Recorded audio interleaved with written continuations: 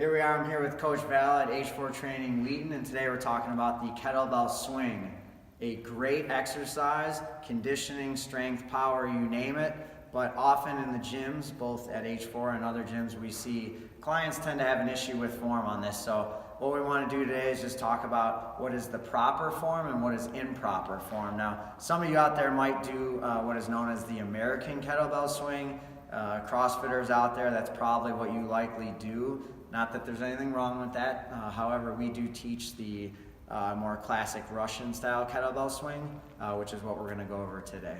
So first we're going to touch on common problem areas we see when clients are doing this exercise. So number one, they tend to over usage of the arm. So Val's going to show you this. They tend to really try to lift as opposed to use the hips.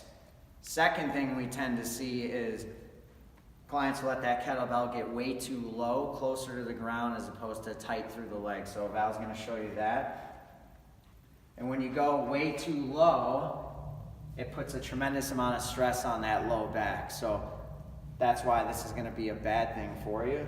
And then third thing is going to be, instead of using those hips to create the power, we're going to use the low back. So Val's going to show you that. Hopefully she'll be safe with this. So really trying to use that back is a no-no. You can see instead of the hips, it's that back creating that power for her. So now that we kind of showed you some of the more common issues with the exercise, let's show you how to properly do the kettlebell swing.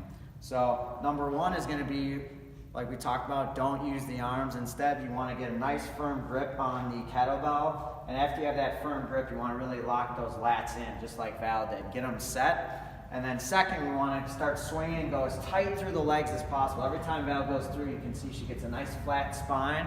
And then the final component is pop with the hips. So you can see her hips are the first thing to move through the exercise. And that's what's creating that power, and that's what's creating that kettlebell. She's not going to worry about, is she getting it to here, is she getting it to here, wherever the kettlebell ends up, because of the pop from the hips. Hopefully that helps you guys have better form, and now you can start using this exercise more regularly.